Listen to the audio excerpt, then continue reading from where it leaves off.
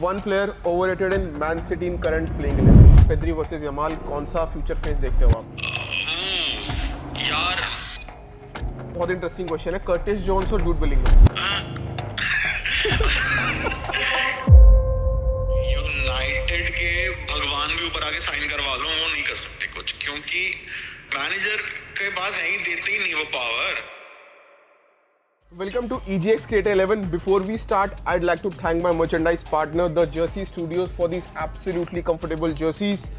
My POV says this is the best in quality, just like the POV of our guest today, Karwa.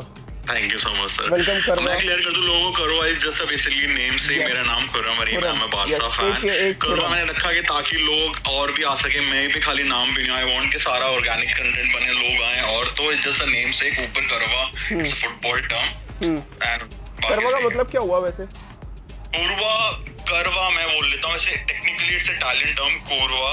Okay. और इसका Italian word का meaning है curve. तो basically if you see कोई भी football stand के पीछे जो कर्व स्टैंड्स होते हैं, जहाँ पे अल्ट्रास बैठते हैं, स्पेसिफिकली झंडे वंडे वेव करते हैं, दैट स्पेसिफिक स्टैंड को हम कोरवा कहते हैं। ओके। तो इटालियन में बहुत ज्यादा कॉमन है, सैन सीरो में अलग, एसी मिलान का कोरवा है, और इंटर मिलान में अलग कोरवा है। कोलकाता में भी कोरवा एक स्टैंड है स्पेसिफिक, जहाँ अल्ट्रास बैठते हैं विद द फ्लैग वेविंग का। तो जैसे कि वहां पे ऑर्गेनिकली सबसे पैशनेट फैंस होते हैं स्टैंड में, I want to build this something यहाँ पे सबसे ज्यादा पैशनेट फैंस को मैं वॉइस दे। बड़ा इंटरेस्टिंग है। ठीक है, चलो स्टार्ट करते हैं फर्स्ट राउंड से, and that would be a rapid fire round. Warm up के लिए I will ask you 10 questions and you have to be very rapid for these questions, okay? First question, one player overrated in Man City in current playing 11। Overrated यार मैं Elon Tori को कहूंगा, तुम्हारा left back जो है। Second, one manager who is underrated. Underrated मतलब वैसे तो हाईली रेटेड, पर मैं बोर्नमथ का बोलूंगा, Iraola. Third question, one transfer that change football history. I think Ronaldinho वाला मैं बोलूंगा बार्सा के लिए। Fourth question, very very interesting for Barcelona fan, Pedri versus Yamal, कौन सा फ्यूचर फेस देखते हो आप? मैं एज अ कोर बार्सा का अपनी पेड्री मानता हूं कि पेड्री ज्यादा रिलायबल है। One player for real Madrid that you would secretly want for Barca. यार रियलिस्टिकली ऑप्शन हो तो वाल्वर्डे अच्छा प्लेयर है। पिक वन, ड्रॉगबा और सुआरेज। सुआरेज यार। बहुत इंटरेस्टिंग क्वेश्चन है। कर्टिस जोन्स और जूड बेलिंगम। क्रिकेट हो या फुटबॉल हो, मैं जूड बेलिंगम लूंगा भाई। Curtis Jones. अच्छा, बुकायो साका या फिर ओलिसे? शेड यार, मतलब 2 साल पहले तो आई वाज होपिंग कि साका वन ऑफ द बेस्ट निकलेगा विंग में, बट आप आर्टेटिका रीजन का क्या है, बट करंटली ओलिसे। बट मैं अब भी अगर कोई साका को कोई अच्छा मैनेजर मिलता तो सीलिंग में अब भी उसकी हाई मानता हूँ। जो उसकी 18-20 वाली थी, तो फुलफिल नहीं हुई है ना, उसको फ्रीडम मिलती है उतनी, हराम बॉल में खेल रहा है वो। बट हाँ, एनी डे अभी तो Olise. One word for Barcelona president Joan Laporta. Pragmatic, practical. हमें उसकी जरूरत थी और उसने वो चीज कर ली। गोट पीएल स्ट्राइकर्स अगर मैं ऑप्शंस दूं, किसको पिक करोगे? एलन शेरर, थियरी ऑनरी या फिर सर्जियो अग्वेरो? ऑनरी आएगा, क्योंकि मतलब मैंने वैसे तो शेरर को देखा नहीं है, शेरर बहुत ही क्लिनिकल था, बट ऑनरी है जितनी उसके हाइलाइट्स हैं और मैंने बारसा में देखा था। बारसा में इतने लेट स्टेज में इतना इफेक्टिव था। लोग कहते हैं एम्बापे से फास्ट था वो। तो वो उस एंगल पे ड्रिबलर इतना अच्छा था, उसकी गोल स्कोरिंग हाइलाइट एबिलिटी बहुत सही है, असिस्ट भी करता था, गोल भी करता था। आई थिंक ऑनरी से better most probably premier league player भी नहीं होगा। रोनाल्डो वो और सलाह क्लोज आएंगे एनी डे। ओके, ये लास्ट क्वेश्चन था और अब सेगमेंट बिल्कुल रैप हो चुका है, and we are coming down to a second segment which is a debate and opinion segment. इसके अंदर I would give you some pointers, I would give you some topics, हम उसके ऊपर थोड़ी सी डिबेट करेंगे। ऑब्वियसली आपका टेक उस पर ज्यादा होगा, मैं बस थोड़ा उसको मीडिएट करने का काम करूंगा, ठीक है? तो my first question is, post 2021 UCL success, Chelsea have failed to sustain elite performance in the Premier League and Europe. Does the blame lie in ownership, recruitment या managerial instability? Ownership, पूरा ownership है, क्योंकि जितना ruthless and practical Roman Abramovich था, उतना ही ब्लूको वाले हैं ही नहीं। They are not looking for ruthless team जो अभी प्रीमियर लीग या चैंपियन लीग जीत जाए। They are looking for a portfolio। वो इतना से छोटे प्लेयर्स का पोर्टफोलियो बना रहे हैं, वो उन प्लेयर्स को स्टॉक समझ रहे हैं। They are buying low and selling high वाला सीन। मैं अपने आप को बहुत हार्डकोर फुटबॉल फैन मानता हूँ, 20 साल से देख रहा हूँ, बट आप मुझे बोलोगे तो मैं चेल्सी का 20% ऑफ द स्क्वाड ही गिना पाऊंगा, उसमें इतने सारे प्लेयर्स हैं। सही बात है। इतने साल का मैं नाम भी नहीं जानता, और वो बहुत ही रेयर बात है। मेरे हार्डकोर चेल्सी फैंस हैं, उनको नहीं पता। वो लोग जैसे प्लेयर्स को खरीद रहे हैं, जैसे बेच रहे हैं, और जैसे खरीदने का तरीका भी, एंजो को इतना लंबा कॉन्ट्रैक्ट देना, वो सब वगैरह बहुत सही। चलो नेक्स्ट क्वेश्चन ये है, Mikel Arteta had has full backing at Arsenal since 2020. At what point does Arteta's Arsenal stop being a project and start being judged on trophies? क्योंकि बहुत टाइम हो गया, मैं भी बहुत टाइम से देख रहा हूँ, second place, third place, second place, third place, semifinals, quarter finals, semifinals, quarter finals, ऐसे ही चलता है इनका। राइट आई थिंक इस पे though we have to look at it कि how Arsenal fans feel about it. जो बहुत सारे पुराने फैंस हैं जो स्टार्टिंग से दिखता है 20 साल पहले फैन से लेके, वो बोलेंगे हाँ हमें ट्रॉफीज चाहिए, बट जो लोगों ने 2010 से लेके 20 के टाइम पे इनका बैंटर वगैरह देखा है कि जिसमें बिल्कुल ही कम्पीट नहीं करते थे, ये मैन्यू से 8-2 मिल जाते थे, कभी कोई टीम को हरा नहीं पाते थे, उसके हिसाब से देखा जाए तो हाँ प्रोग्रेस है, बट हाँ at what time this progress stop being progress and being a वो। आई थिंक आर्सेनल ज्यादा किसी भी बॉटल का टैग आता नहीं है, बट इनका बॉटल का टैग नहीं होता तो ये अब भी चलाते थे प्रोजेक्ट को, दैट्स द थिंग।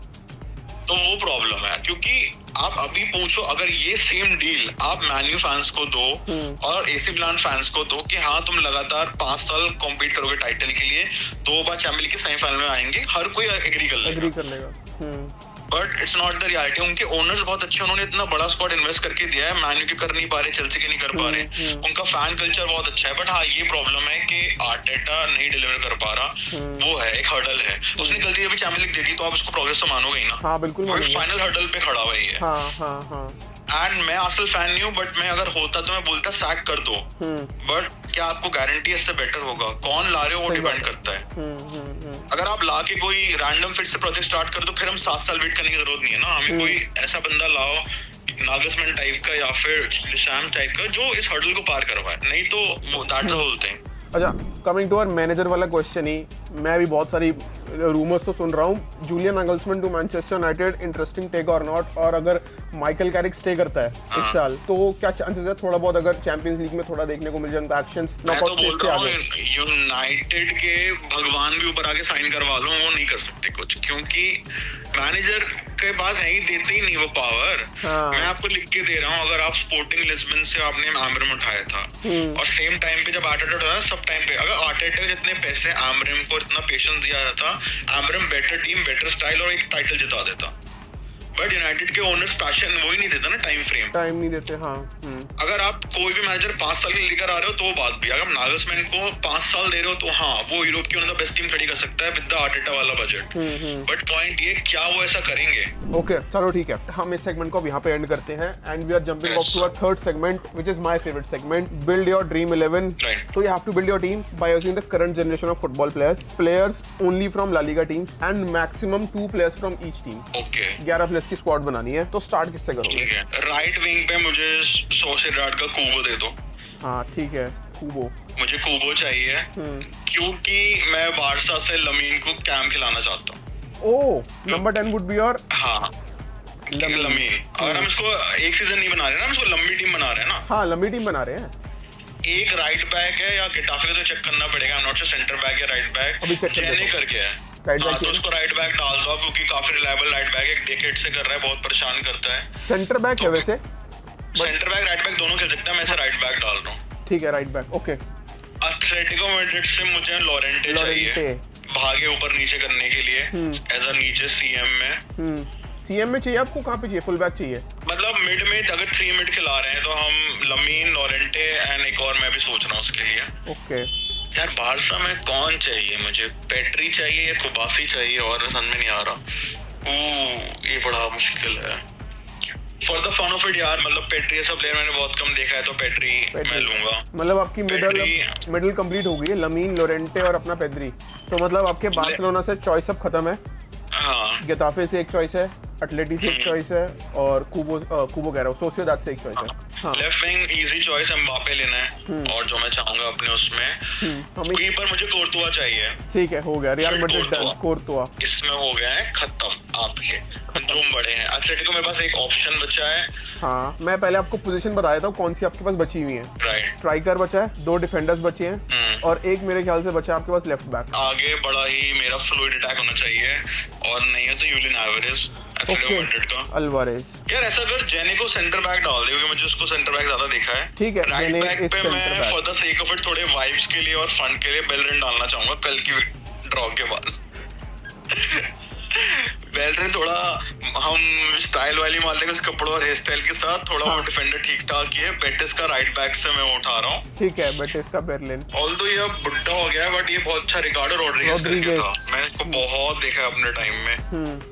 बेलबॉग का मैं लपोर्ट ले लेता हूँ, रिलायबल सेंटर बैक है, 31 ईयर ओल्ड है स्टिल, एक सेंटर बैक के लिए डिसेंट है। तो एमरिक लपोर्ट तेरा बिलबाओ में सेंटर बैक, जो कि मेरा खेलेगा लेफ्ट साइडेड, जो कि बॉल प्लेइंग हो जाएगा। Rodriguez I am not sure, I don't think 33 year old left back इतना वर्क करेगा, बट मैंने अपने उसको हिस्ट्री में इतना ज्यादा अच्छा खेलते देखा है वोल्सबर्ग वगैरह के लिए। आई थिंक एसी मिलान भी गया था अच्छे टाइम के लिए, ला लीगा में ठीक कर रहा है वो। तो he as a left back, Aymeric Laporte 31 year old still centre back. जेने क्योंकि लेगेसी बहुत अच्छी है उसकी, ला लीगा में गेटाफे में तोड़फोड़ करता है, टोगो का कैप्टन भी है वो। Right back Bellerin for the vibes और स्टाइल मारने के लिए। Courtois one of the great modern keeper. Pedri Llorente की तोड़फोड़ करने वाली मिडफील्ड, और लमीन एज अ कैम, जो कि मैं फ्यूचर उसका देखता हूँ आगे। कूबो फॉर हिज पोटेंशियल और स्टिल हिज ड्रिबलिंग एबिलिटी और जापानीज मार्केट के लिए राइट में कूबो। लेफ्ट में Mbappe, one of the greatest modern और in form striker Julian Alvarez. So your Dream 11 is also done. Formation क्या होगी इसकी? 4-3-2-1? हाँ 4-3, वही डबल पिवट का लमीन आगे, पेड्री नीचे से बेस पे बनाएगा, लोरेंटे इधर उधर भागता रहेगा। ठीक है, मैं बना दूंगा। Okay, sir. Dream 11 is done. And thank you for coordinating and thank you for being such a great guest. Thank you so much, sir.